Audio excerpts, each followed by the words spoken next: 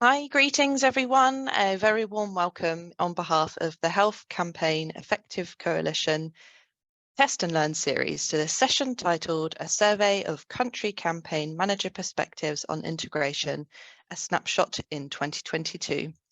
I will now hand over to Leah for welcome and introductions. Thank you.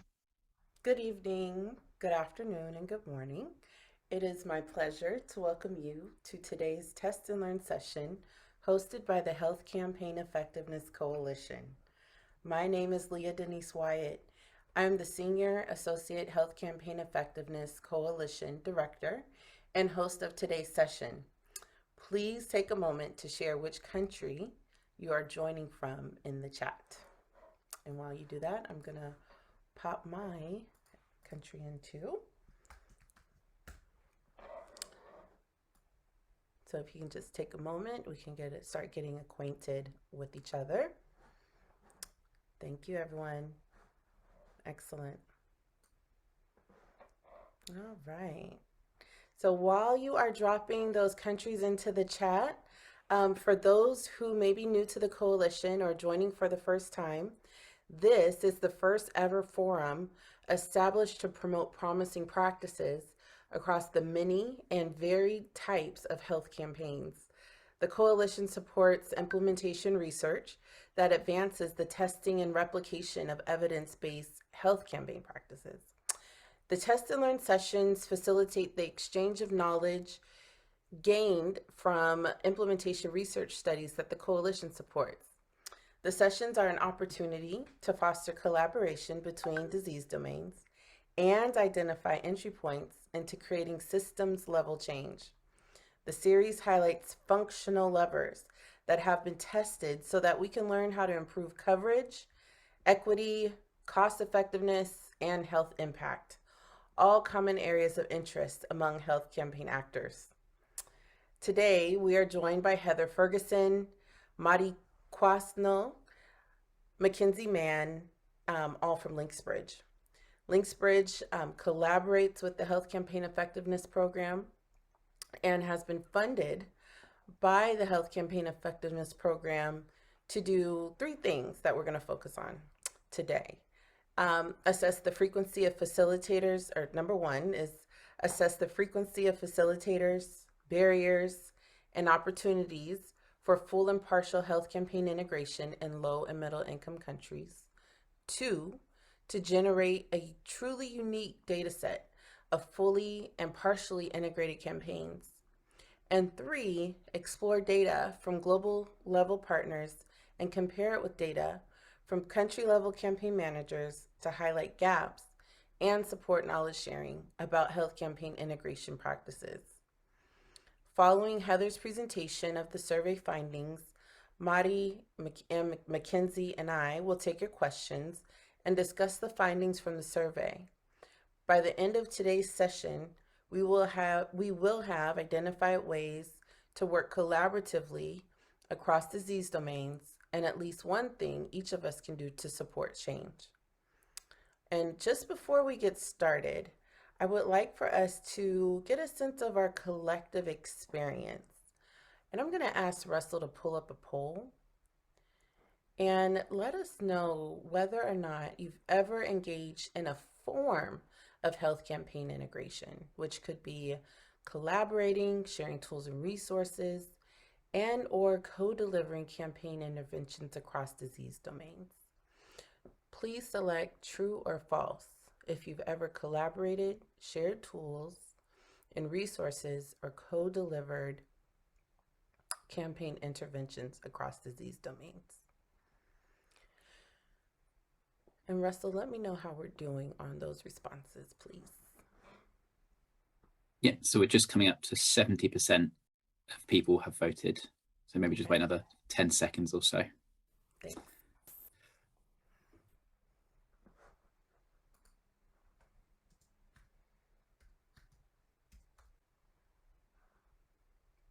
Okay, we're over 80% now, so I think we're good. Okay, great. Let's go ahead and show those results. Excellent. So we're in good company. And for those who have not collaborated, shared tools or resources, no fears, no frets. There, hopefully today will reveal some opportunities to do so in the future. Let's go ahead and close that. And without further ado, we're going to go ahead and dive into Heather's presentation of the survey findings that was commissioned by the Health Campaign Effectiveness Program. And I'm going to ask for MYT to go ahead and roll that presentation for us. Thank you. Today, we'll go over the background and objectives of this survey, along with the methods, spending most of our time on results, promising practices, lessons learned, and implications for policy, practice, and future research. Partial and full integration of campaigns has become increasingly relevant for all program areas in recent years. However, there have been limited studies addressing the actual size and scope of integrated health campaigns and the most common barriers and facilitators to integration across all health verticals. Our study had 3 objectives. 1, to assess the frequency, facilitators, barriers, and opportunities for full and partial health campaign integration in low and middle income countries. 2, to generate a data set of fully and partially integrated campaigns, identifying and collecting data for additional variables to potentially add to the campaign calendar database and improve our existing tools. And 3, to explore data from global level partners and compare it to data from country level campaign managers, highlighting gaps that could impact future work and increase knowledge sharing around health campaign integration practices. We designed our research questions to gather information about 4 thematic areas. 1, reasons for integration. 2, characteristics of campaign integration. 3, facilitators and barriers. And 4, collaboration and digitization. Of note, for the purposes of this study, we defined partial integration as campaigns involving collaboration or coordination around common inputs, data, tools, or processes. Full integration, or co-delivery, requires the delivery of 2 or more products at the same point of service. Moving to methods. This was a mixed methods study with retrospective and prospective quantitative and qualitative data. Linksbridge conducted a desk review, survey, key informant interviews, and a data validation exercise with stakeholders across different health domains and functional areas. The desk review included a review of all data from 2019 through 2021 in the campaign calendar, as well as the archived campaign media monitoring stories from April 2019 through 2022. The survey was developed to reach campaign managers and implementers using a snowball sampling method. More details on survey respondents and questions can be seen later in the presentation. All survey respondents were invited to participate in both a 30-minute KII, or key informant interview, and a data validation exercise. For those of you who want to do your own research in the campaign calendar, media monitoring, or the results of the survey, please visit the Campaign Effectiveness website. Findings from the study can be found in the special dashboard section of the page. Getting into results, we would like to quickly touch on the desk research before spending most of our time together on survey responses. Please note that while this presentation will cover results fairly quickly, you are welcome to dig deeper into any finding of interest using the website dashboards. The campaign data review revealed that integration is commonly occurring with measles-containing vaccines, polio, and vitamin A, and an Afro.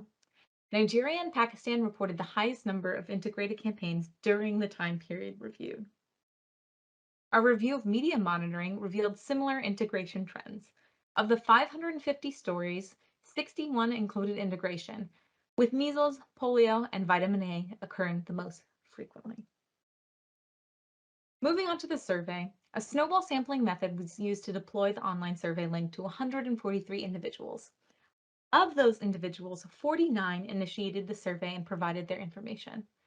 47 respondents then went on to answer the first question, with 35 answering the majority of survey questions. For analysis, we grouped survey respondents into 6 regions and 1 global or unknown location category. Respondents worked in a number of disease areas and in multiple roles, such as immunization advisor, program director, and technical officer. The first batch of survey questions were around reasons for integration. In survey responses, the most frequently selected rationale for campaign integration, full or partial, was to reach coverage targets more efficiently. As mentioned in KIIs, integration can also be key for reaching hard-to-reach communities and zero-dose children. While the decision to fully or partially integrate is complex, respondents did report that partial integration is occurring frequently, as well as full integration. This is a sampling of campaigns reported as full or partially integrated in respondents' countries or programs. As you can see on the slide, many different types of programs integrate. A wide variety of other combinations were also reported, with partial integration sometimes happening among up to 4 programs. When asked what factors facilitate integrated health campaigns, survey respondents most frequently cited same target populations, government buy-in, donor, partner, and government coordination mechanisms in place. Moreover, for partially integrated campaigns, respondents also added appropriate and achievable timelines and the presence of data management and collection systems to the above list. Specific examples of successfully integrated campaigns also made reference to the alignment of technical skills and incentives. Expanding upon the previous slide, respondents noted that some geographic areas and programs are easier to integrate than others, noting that geographic areas that share the same culture, religion, and weather, interventions requiring little to no technical skills for administration, and similar target ages and acceptability of interventions being key for integration. Survey respondents ranked the top 3 barriers differently for full versus partial integration. Overall numbers show that poor communication or coordination between donors, governments, and other partners, human resource constraints, and lack of government buy-in at the top of the list of barriers. Of note, several participants specifically called out circumstances where integration was not advisable, including conflict, emergency, or outbreak response settings.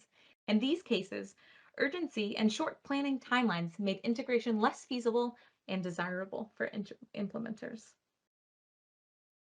Nearly all survey respondents confirmed that there are campaign coordinating bodies or an integration work group in place when integrating activities. This collaboration happens between many different groups, including government, development partners, community leaders, and technical working groups. As one key informant put, integration of health campaigns is not something to be done ad hoc and must be well planned.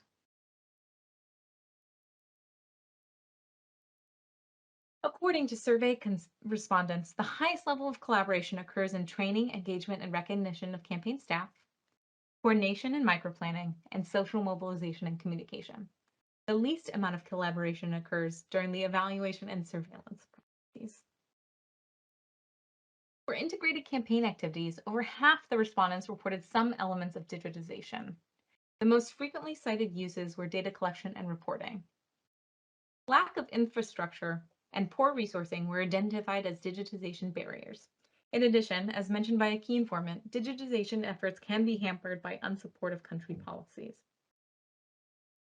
Overall, participants were supportive of integrated campaign activities. The national health policies and strategies should include integration where possible.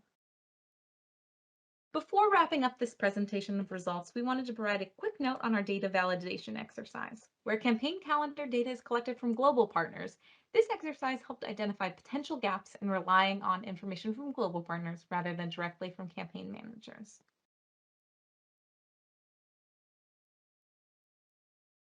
Two promising practices emerged from this study. One, we should support the development of national health policies and strategies for integration. As shown in other findings, government buy-in and coordination is very important for integration. Respondents viewed the inclusion of integration in a country's national health policy or strategy as a key opportunity for success. And two, whenever possible, collect and defer to data from country-level partners. While global systems do collect data on upcoming campaigns, the most robust information about what is occurring and how it is being planned can be found at the national or subnational level. By engaging country partners in campaign data sharing, campaign planners across sectors will have timely views into upcoming campaigns and create opportunities for improved coordination and integration of campaigns. When asked what 3 things they would do to promote integration, survey respondents emphasized the importance of establishing coordinating bodies for defining roles or harmonizing plans, using digital tools to harmonize microplans, macroplans, social media strategies, and data collection, and sharing resources that can be used as common inputs, such as population enumeration, waste management, and financing.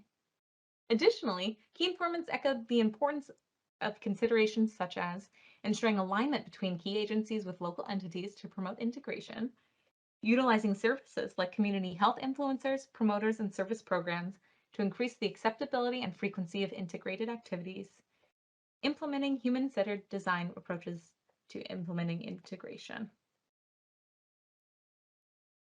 Finally, when considering future iterations of this research, there are several activities the team could consider. One is adjusting the deployment strategy by utilizing the new list of country campaign managers. The second is the scope of the survey. There seem to be several additional areas that are of further interest to the global health community, such as digitization, and the team does recommend adjusting the survey to more comprehensively assess these additional research areas. And third, logistics. We suggest extending the survey open window from 3 weeks to 1 month to encourage a larger response and offering the survey in several different languages to enable broader participation. Thank you again for participating in our study and in this overview of our survey. Again, all information and data can be found at the Campaign Effectiveness website. And thank you. Excellent. Thank you, Heather. At this time, we're going to receive a demo of a dashboard that Linksbridge developed as part of the campaign calendar.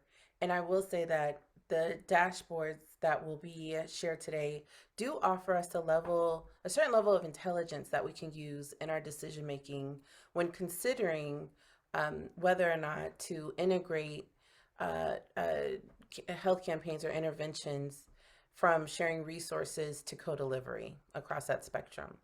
So Mari, over to you.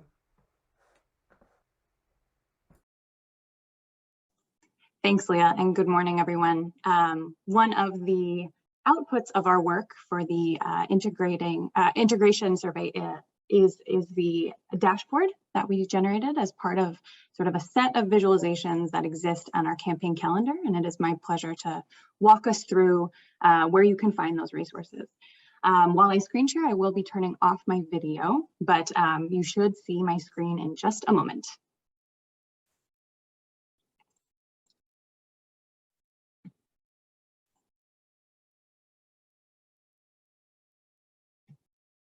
Excellent. Okay, so this should look familiar to folks. This is the HCE website, and some of you may be familiar with the campaign calendar. Within the campaign calendar, we do have essentially general high-level data visualizations for overviews of campaigns, campaigns by country, campaign status tracker, campaign integration, and special dashboards. The integration survey, because it was sort of a snapshot in time and a standalone collection of data, not connected to our live data updates, it will be found in the special dashboard section of the campaign calendar. So once we go to the special dashboards, you will see integration survey dashboards as a section.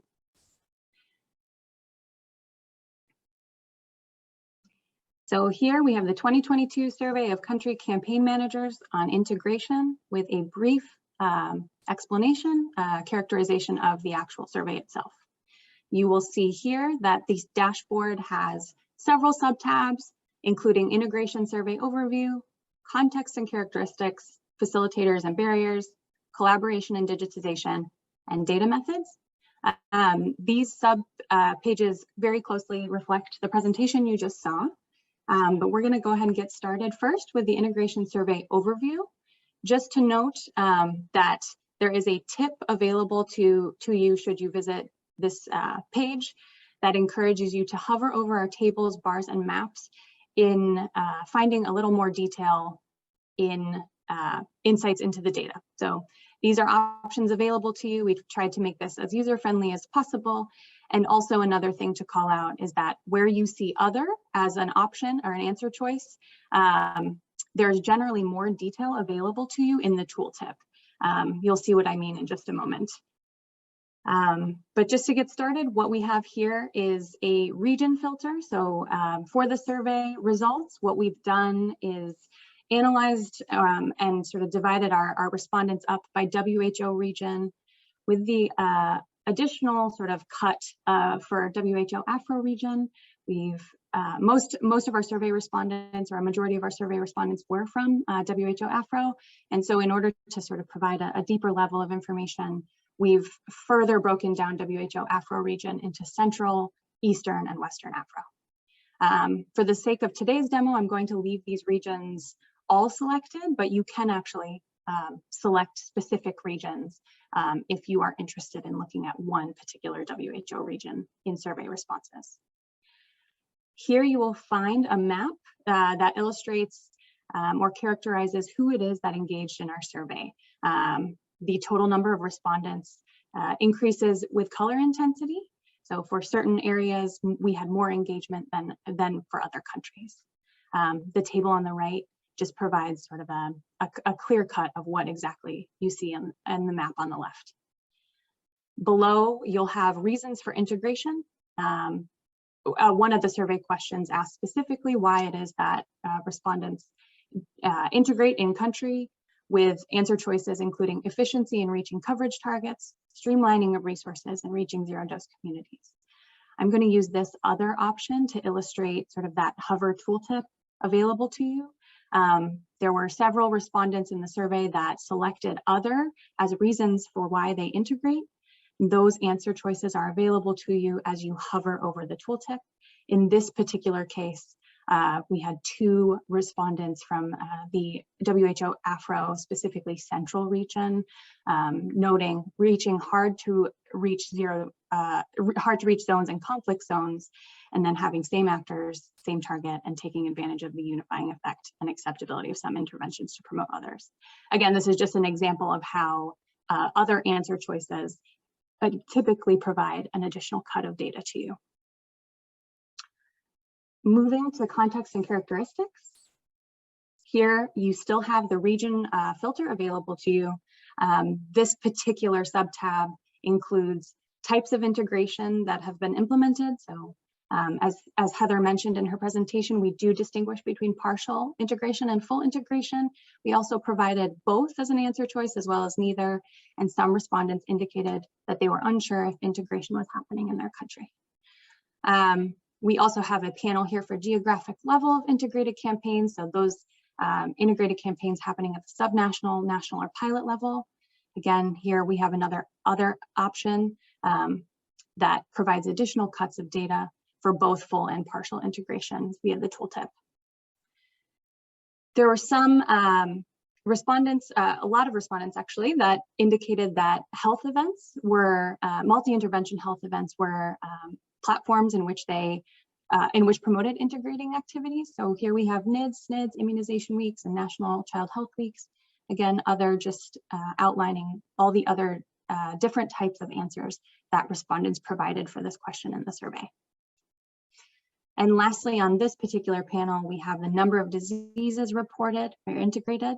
This is dynamic, and so when you click on a particular area, you will find that the table on the right-hand side adjusts to sort of provide that more more detailed look into interventions reporting, integrating campaigns. So we have both full and partial integration broken out as well. Moving right along to facilitators and barriers, we look specifically at optimal geographic level of integration. So survey respondents were asked in integrating health campaign activities, whether subnational, national, or other at the geographic level was optimal in carrying out integration. So this is a reflection of the responses we received for this question. We also polled respondents around whether or not there was strategic support for integrating campaigns, essentially looking to see if there were national health policies or strategies that promoted integration. As we move down, we have common facilitators and common barriers to integration, broken out by both full and partial integrated activities. Here, respondents were provided with a list of different options for facilitators and barriers. And they were able to select which ones were true in their experience. And this is sort of a reflection of their country level experience for both of these facilitators and barriers. And the last panel in this particular subpage, here we have reasons not to integrate campaigns for all the different regions. This is a combination of some key informant interviews we conducted, in addition to survey responses we received, which is a particularly interesting component of the dashboard, in which survey respondents articulated when it was that integrating campaigns was not necessarily advisable. And for data visualizations, collaboration and digitization is our last sort of panel here, or sub-page, excuse me. And we have here, as reflected in the presentation, areas for collaboration for integrated campaigns. These are closely mirror and pull directly from health campaign effectiveness, areas for collaboration for integration. And so we wanted to get an understanding or obtain a better view of which components it was that both full and partial integration of campaigns was actually utilizing. And so here we have coordination and macro planning, social mobilization, communication, training, engagement, and recognition of campaign staff, etc., broken down by both full and partially integrated campaign activities. As for the digitization component, we did ask in the survey one question around digitization of elements for integrated campaigns.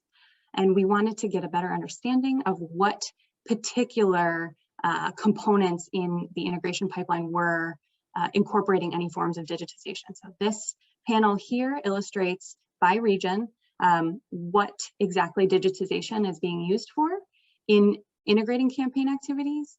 And in addition, anywhere where a respondent provided a system or a specific digital platform or tool, we wanted to also make sure that that was available as part of the dash. So here you have sort of an accessory to the digitized elements, in which we show exactly which platforms any respondent felt comfortable indicating in their survey responses.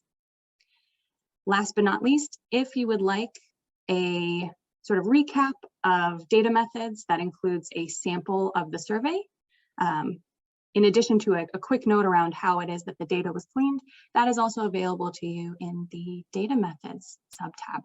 So thank you very much. Excellent, thanks, Marty.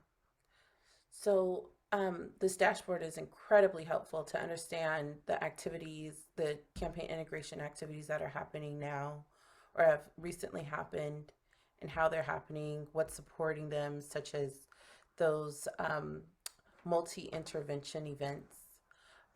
We're gonna dive right into questions and Q&A.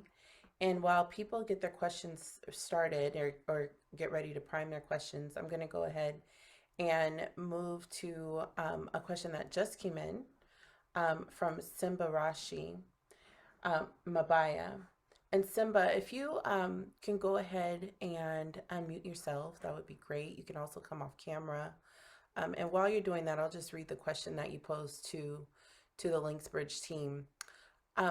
Simba said, it's a comment, it's interesting that conflict is given as one of the major reasons for non-integration of campaigns. Conflict may be a situation where integration, particularly co-delivery, may be most beneficial given potential movement restrictions, which may make multiple campaigns less feasible or desirable. Simba, if you wanted to come off mute and expound on your comment a bit, I'm curious to know if there was any, correlation or relationship between those barriers and conflict settings. But Simba, maybe there's more behind your comment or something that you've experienced. Yeah, thanks very much for your opinion. Yeah, I can hear you. You're a little muffled, but we can hear you. Just speak up loudly. Thanks. All right, great, thanks. Yeah, so I think my it was really a comment, just thinking that maybe in a conflict situation where movement might be restricted and people would rather move less than more, I was thinking that probably integration in that context, particularly for delivery, might be more beneficial, so that instead of people going maybe for a vitamin A campaign, then go back for polio, for measles, if they can do that as one campaign, that will limit the number of trips that they will need to go to a particular location. And I think that may be something that may be desirable in the context of conflict. And hearing that is one of the situations where the managers thought that integration would be desirable. I just found it a bit curious and interesting. Thanks. Thanks. And if there's anyone on the line that has experience in conflict settings that might be able to speak to their experience delivering campaigns in a conflict setting, please pipe in or raise your hand. But Madi, can you give us a little bit more of what you found in the data, what the data revealed to us? Thank you, Simba. What the data revealed to us about conflict settings and what kind of facilitates or what barriers might be there. There's clearly. Hi, this is Mackenzie. I'm going to jump in on this one. And I'm glad it came up because I think this has been generating a lot of discussion. And I think it's, the finding is, as mentioned, perhaps different from previous, others' experiences or what we've heard in the past. So let me just go ahead here and let me just provide a little more context, and then I think this is a great area for discussion because it sounds like conflict settings can perhaps go either way. So the question, this finding was in response to a question on the survey that said, under what circumstances are integrated campaign activities not advisable in achieving programmatic goals? Please briefly describe. So 32 respondents on the survey from a number of different regions ended up responding to this question. And out of those 32, it was interesting. There were 7 that related to either emergency settings or conflict settings or outbreaks. So let me just give a few examples of what those quotes were from the survey. So again, the question being, when is integrated campaign activities not advisable? So several of them didn't delve into a ton of context, but said things such as during an emergency scenario, unless under outbreak conditions, during a crisis period such as war, due to insufficient funding. Mackenzie. Yes. Just a moment. We have a major echo going on. I just want to troubleshoot it really quick. Oh, sure.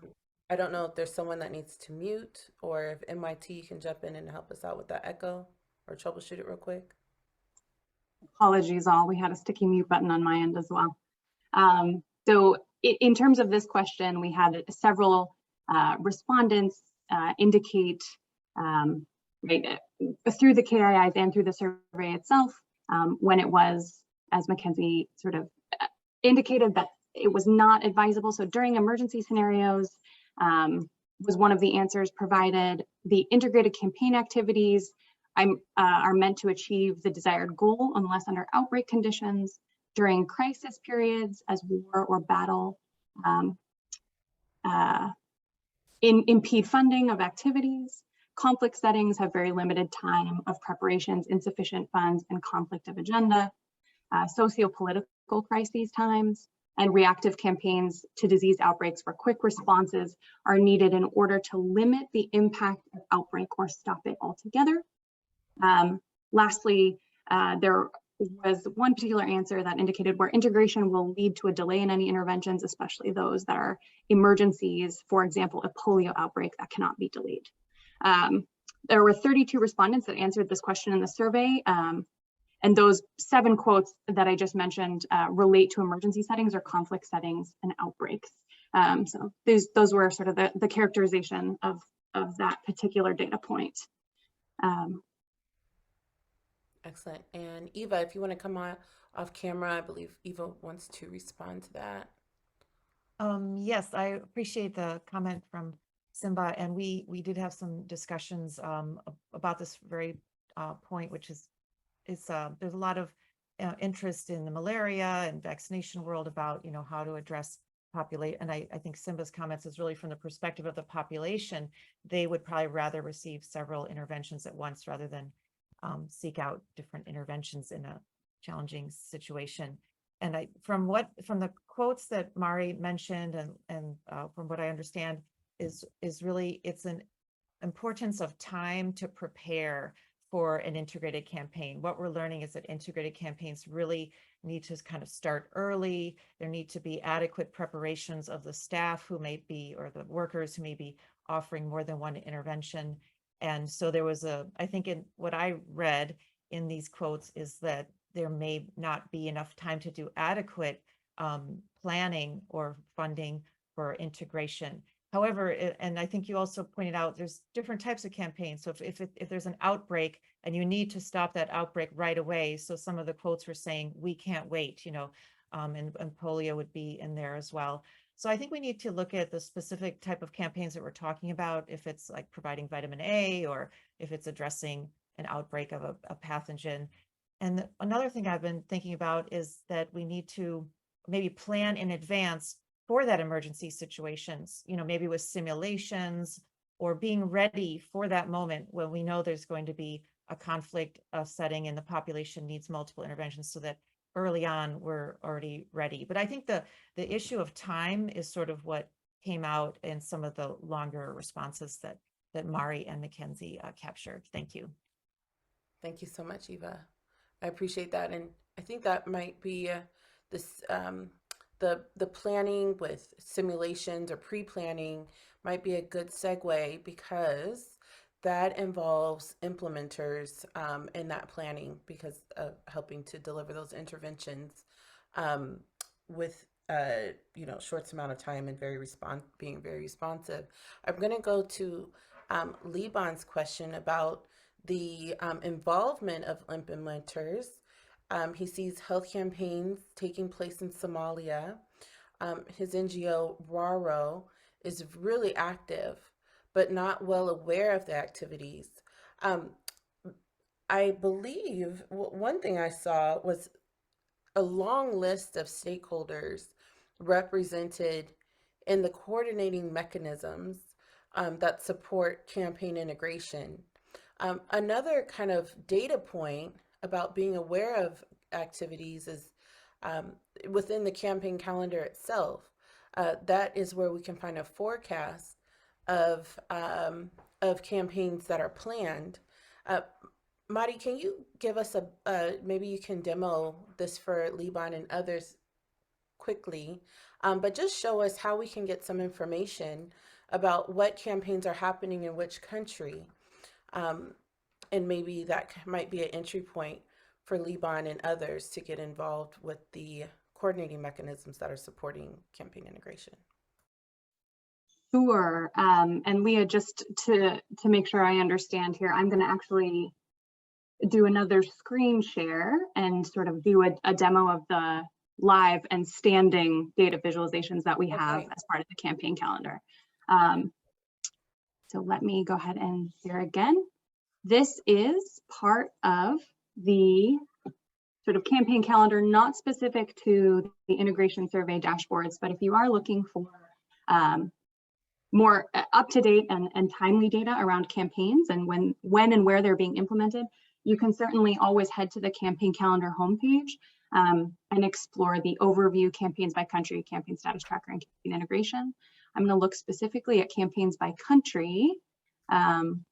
And if you're looking at specific regions or locations where there are campaigns happening, you can always consult this campaign activities graphic here.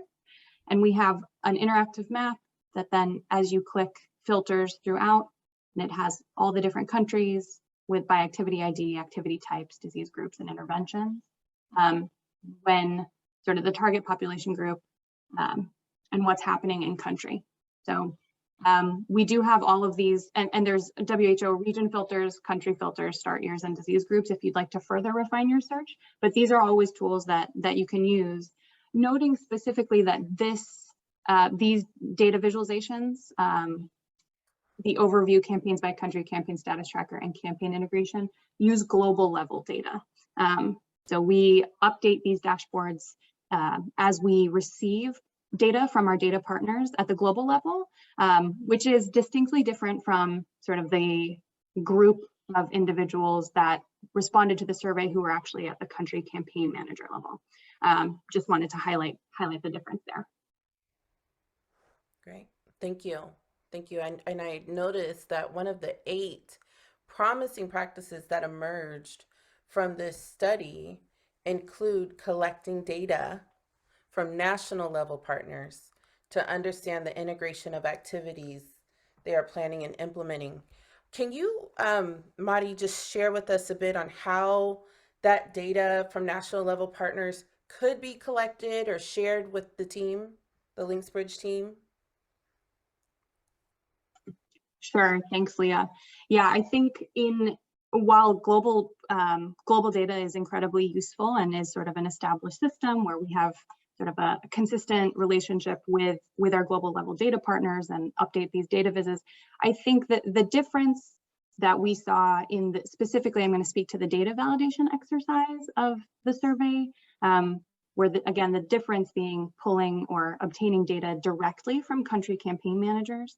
There were differences in the data that we saw from what's happening at the country level versus what's being reported at the global level. Only to say that I think a lot of things go maybe less than reported, are not reported entirely at the global level, or to the global level from country campaign managers, or perhaps it's a timing issue. I think pulling or obtaining data from country campaign managers more consistently would give us a more accurate picture of what's happening on the ground, what exactly the integrated activities look like, and sort of at that level of detail. Currently in our dashboards, not in the integration survey specific dashboard, but in our campaign calendar data visualizations, we do collect instances of co-delivery or full integration. But we do not actually receive from our global data partners instances of partial integration, which in the grand scheme of the survey, I think partial integration is happening at a frequency that I think is important to note. It's pretty significant, and it takes different shapes and forms, which I think can inform future policies and practices. That data so far has been obtained by us only from the survey, so only from the campaign manager level. So I think best for any instance, or one of the promising practices that arose from our work, was where possible and whenever feasible, actually obtaining data from country level campaign managers would be ideal. Excellent. Okay. So I have a question here I think we can move into, and this is more at the country level, or the question focuses more at the country level. So it says, despite the cost effectiveness of integrated campaigns, there are usually pushbacks from government staff because integrated campaigns limit the benefits or allowances that they drive from multiple standalone campaigns. Are there any best, or even I would say promising practices to address this issue? Has anything emerged there? I would actually invite, I'm wondering, Eva, if maybe there's something we can sort of highlight from the integrated campaign financing work that was done. I think that might be really applicable here. We appreciate the comment, and we've been hearing this for quite a while. And recently, HCE commissioned a campaign financing landscape analysis focused on campaign integration. Perhaps one of our colleagues can put it in the chat. We do have some of the slides and kind of the high level takeaways available on our website. And this certainly came up. So this is an issue that it's sort of it's great. It's getting more attention and awareness, and it's not an easy issue to address, but certainly I think all organizations, including countries that are financing campaigns and global partners, need to look at that across campaigns. Community volunteers may receive slightly different benefits, incentives, or very different benefits and incentives really from one campaign to the next. They're afraid of losing those payments because it kind of is a source of income, although it's not described as such. And it's interesting, every health program or health area is going to be looking at this. So I recently heard in the malaria world, there's some thinking of looking at what are the incentives that are offered for different malaria interventions. And so, countries can look at that and talk with global partners. And I think it needs to be addressed in the future. It also dovetails with another issue of professionalizing community health volunteers. Now, some countries do have kind of a community level health cadre. What comes to mind is in Nepal, where we sponsored a study. The female community health volunteers is a national workforce or part of the workforce. And in Ethiopia, there are health extension workers. So countries are looking at sort of different cadres and community assets, really, in terms of how campaigns are delivered. So I think this will be an area of discussion going forward. And so we look forward to help facilitate those conversations. It's not an easy topic, but it definitely needs to be addressed in the context of campaign integration. Thank you. Excellent. And I'll just say the Health Campaign Effectiveness Program and its governance groups, the Scientific and Technical Advisory Committee, is looking into refreshing and updating the research and learning agenda. So I do encourage, if you have any thoughts on, knowledge gaps such as these, particularly on the workforce and health, community health workers, and quote unquote professionalizing that force, feel free to drop us or send us a private email at campaigneffectiveness@taskforce.org. Madi, I'm going to go to our next question here from Cassandra Quintanilla. And that question is, are there any insights on the decision-making behind a country doing a partial integration versus full integration? Thanks for the question, and thanks, Leah. I think this is not something that we asked necessarily directly in the survey. I think what we were trying to capture is frequency at which partial integration was happening, though there are reasons, we know broadly reasons for integration, both full and partial. When we're looking specifically at partial campaigns, I think where we might find some insights is back to that dashboard specific to the survey that I was demoing earlier. Nodes at which, or areas at which collaboration was occurring specifically for partially integrated activities. That might give us some insights, though it doesn't necessarily speak to the motivations, but it might provide some sort of proximal information. I think in order to answer that question as thoroughly as I think it deserves, it would probably require some additional key informant interviews that are specific to partially integrated campaign activities per context. Yeah. So we are continuously learning, and there's certainly more to unpack there. There's a question here from Jim Ringo, who asked, most countries depend much on donors to implement campaigns. What are the donor perspectives on the feasibility of integrating campaigns? I know we have some national policies and strategies that have been developed and that are also collected in the campaign calendar. Some of those do have lines that support integration, also with international or global policies and guidance. There are lines within those strategies that support integration. Can you talk, and those, Jim, I will say you can find within the campaign financing landscape analysis those studies there, but, or sorry, those guidelines and strategies there. But can you speak a little bit about any perspectives that you may have gathered from the donor level? Yeah, again, this is a question that I think is probably best answered by the financing landscape, because our interests are, for this particular survey, we were looking to speak and access directly country campaign managers. So these folks are not actually at the donor level, but I do think that the financial analysis did sort of cover that perspective specifically. Apologies, yeah, that's sort of out of the scope of the survey, unfortunately.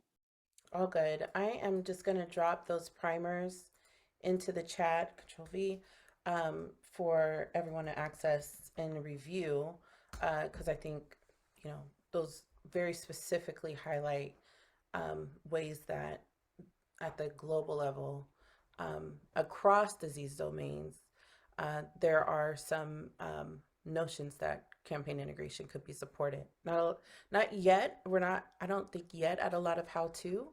Back to your point on types of resources to share, or why to do partial integration, but a notion that it can support reaching hard to reach populations, or those zero dose communities, or people that have never been treated.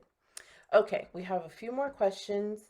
And if we don't get to all of them, I will offer that we can drop these questions on our LinkedIn page. And Madi and Mackenzie, I just ask that you check the LinkedIn page to answer any questions that we have not answered. Okay, so we have a question here from Liban. Information sharing could be activated so that we as a field of practitioners should know every aspect of campaigns, so that we involve and know where we can fit and do, and also gain field practice. And I hope you share this. Yes, I did share it. So yeah, so there are quite a few functions of campaigns. I will say that through the collaborative planning case studies, we were able to highlight and develop kind of a matrix of those functions across campaign the campaign phases, from planning, implementation, and research. You can view those studies if you click on research on campaigneffectiveness.org. You can access those studies, or also access them by the resources and seeing the promising practices for collaborative planning. And let's see, the last comment here or question is, how do we get free and independent health campaigns not related or led with the government as implementers? Liban, I think that's a great question, and maybe a good one for your government. I'm not sure. I think this might be out of the scope of this study, but I do encourage you to drop even that question on LinkedIn and through our LinkedIn account, and maybe get that out to the full community, and perhaps we can answer that there. Sorry, I would also just add that these questions are great, and I think they're sort of bounding from the foundation of the integration survey. I think this is sort of the optimal result of people coming and asking these types of questions. I think they will help guide future projects and future research. So please do share your questions. I think they're incredibly insightful and provide a sense of direction for ongoing work. So thank you for these questions. Yes, I'm dropping those collaborative planning campaign practices case studies in the chat. And Madi, Mackenzie, thanks for coming back. Sorry your mic was a little off today, but we did cover a lot of ground. And don't forget that you can view upcoming campaigns across all sectors and begin to analyze campaign compatibility for integration based on these key variables by visiting the campaign calendar on campaigneffectiveness.org. Just click on campaign calendar. And before you all go today, please take a moment to provide us with some feedback on today's test and learn session by telling me and Russell, if you can just pull up the first poll, whether or not you learned something new. Did you learn something new today?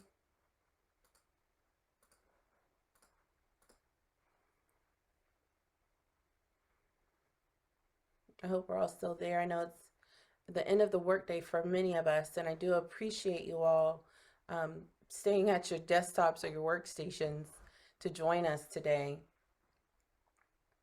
But did you learn anything new? Or was the information that was shared today, did it reinforce what you already knew? Was this reinforcing? And that's okay too. And we have another poll that we want to ask as part of our feedback. And that second poll is, what would you like to learn about campaign effectiveness in future sessions? And Russell, when we get to that about 70% mark, we can share that poll result. Sharing that now for you, Leah. So glad so many people learned something new and their knowledge was reinforced. Very good. Thank you for your answers.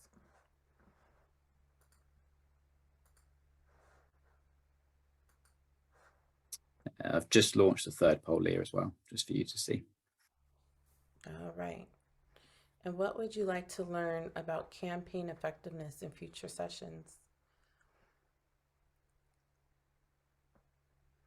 And if there's something in this list that is not listed, feel free to drop it in the chat.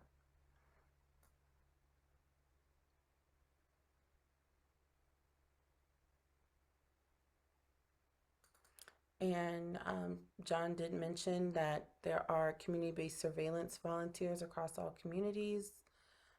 John, I don't know which country you're joining from right now. Maybe I can scroll up later, but let us know what country you're joining from, and maybe if WHO is supporting those. It's kind of good. Excellent, thank you. I think through further studies, we can find out the effort to support community-based volunteers. Okay. All right, and financing. Okay, thank you, Dr. Oteri. And let's go ahead and show that poll. And thank you everyone for your participation today and for joining today. It's my hope that we can take a moment to share what we learned today with your network. You will receive the recording from the session, slides and material. I'm just going to drop one more link in the chat, which is the or maybe I won't, which is the report from Linksbridge in the promising practices. And I'm just looking for it. Or Jessica, if you see it, if you can drop that in. So it's my hope that you can share this information with your network. You can connect with members of the coalition and others through the Health Campaign Effectiveness Coalition LinkedIn page, or get in touch with the program directly by sending a private email to campaigneffectiveness@taskforce.org. Again, it's great that we can join each other today, and when ready, go ahead and send us a note or continue the conversation. Madi, thank you so much for joining today. Give Heather our best. And Mackenzie, thank you too for making an attempt to dive into that data with us and also coming back. So I hope everyone has a great rest of your day. Take care. Bye-bye. Bye. Thank you, everyone.